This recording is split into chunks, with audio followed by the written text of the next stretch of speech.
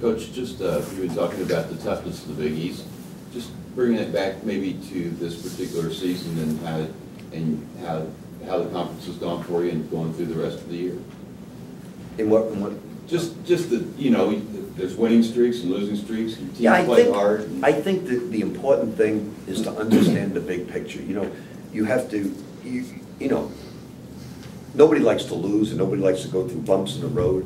But the big picture is how healthy you're going to be and how well are you playing in February.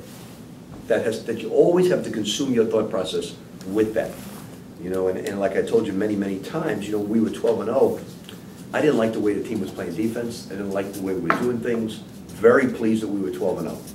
Because if we lost 3 or 4 games compared to the 5 losses we had now, we'd be close to double-digit losses right now with still some bumps along the way coming up. So, you know, that was very difficult. But I like the way we're playing now. I like the way we're practicing now. I love the fact that the team is having so much fun. They've made it fun for the coaches every single day. You come to work, and you know, last night I was in Mississippi and got home really late, and I wasn't a bit tired. We went double sessions. We went at 6:15 in the morning, and we went in the afternoon, and none of us were a bit tired because of the attitude of our players. So it's been a lot of fun being in that environment, and it speaks volumes of what they're all about.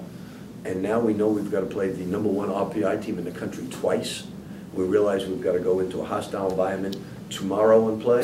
We understand that South Florida is playing terrific basketball. We understand we have to go to our rival Cincinnati on the road, where we haven't had a whole lot of success against them.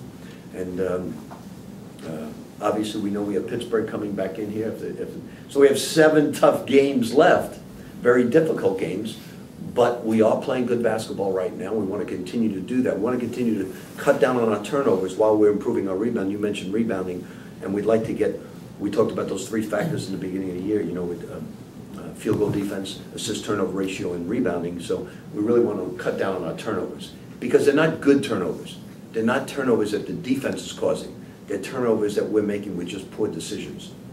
You said that your recruits never ask about what league you're going to be in. Yeah. But by the time your players have been here a few years and never been playing in the Big East, do you think that they take on we're in the Big East and we know what the battle's going to be, we know just all these games are tough, and do they take on that attitude of a league?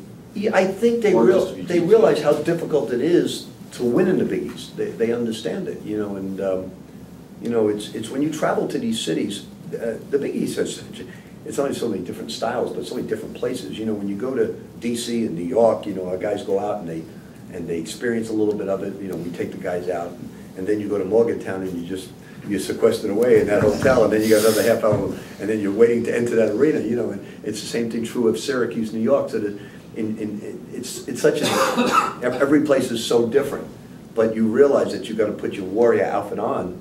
You know, even when you go play at Rutgers, you know you better put it on. You know, and you go in that Seton Hall, you go in that all these places. It's just very difficult because these are all inner city kids. They're kids that had it tough in life, and they put those uniforms on, and you got to do battle. And this will be the last time we do battle in West Virginia. So maybe it's not as much just the Big East. Maybe it's the team thing of putting your game face on wherever you're going. Yeah, but against the tough, I guess these kids that you're playing against are very tough individuals. You know, real tough kids. And you know, we visit a lot of these areas in recruiting to where these guys are from, and to grow up in these areas, you have to be tough. You know, we all know how Russ is we always see Russ as a jovial kid and just makes you laugh constantly. But you know, Russ is a tough kid. You know, he's a tough kid. He may only be 165 pounds or 60 pounds, but he's a tough kid. The environment that he's had to grow up in is difficult. Who are the others on the team? You mentioned Russ on several occasions. Who are the other ones that bring about this fun atmosphere? You know, Peyton's maybe the top 3 nicest young men I've ever coached in my life in my 35 years. And then you got Cal Keurig, who leads by example. He's great. There's just Gorky Zhang is a lot of fun to be around every single day because he brings a different custom to the table. Swapshire, you know, all these guys. There's not one in particular, but 13 guys stick out as just being tremendous young men You know, it's, so they're fun to be around. They really care about each other. You know, it's funny because I read a very good book recently. I'm sure some of you have read Lead by God's Sake. Have any of you read that book? It's really a terrific book to read.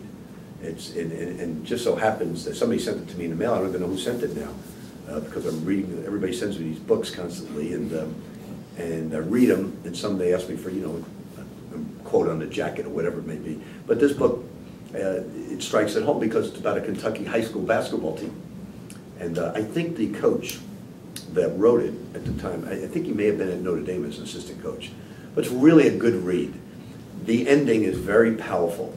Not about how the game ends up, because you know how the game ends up, even though it doesn't go into detail in the book.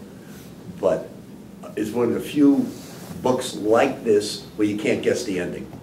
It's really cool of the ending to it. And it has the same theme that you've read in so many books. But it's a great read. If you ever get a chance, you can read it in 2 hours. I read it on a plane in 2 hours. Lead for God's sake. You know, for those of you that are, you know, graduates of other places, it's going to take you a little bit longer.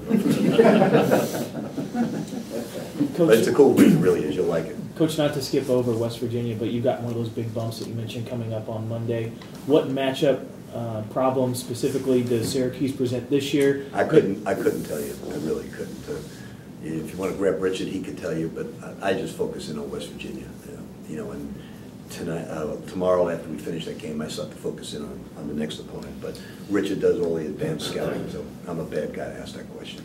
Although I've seen him play, and I just have a rule: I don't talk about the future. Just on a personal level, have you reached out to Jim after, you know, he got the 880 win the other night and he's third on the list? Are those milestones for coaches? I mean, I reached out to Jim during the tough times, not on the good times.